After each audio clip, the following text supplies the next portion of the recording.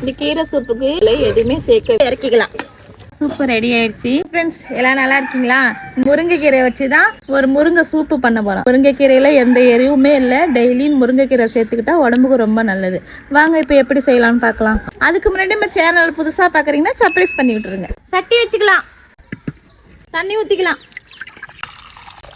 வெங்காயம் போட்டுக்கலாம், தக்காளி சேர்த்துக்கலாம், ஒரு பிஞ்சு மஞ்சத்தூள் சேர்த்துக்கலாம், முருங்கைக்கீரை சேர்த்துக்கலாம்,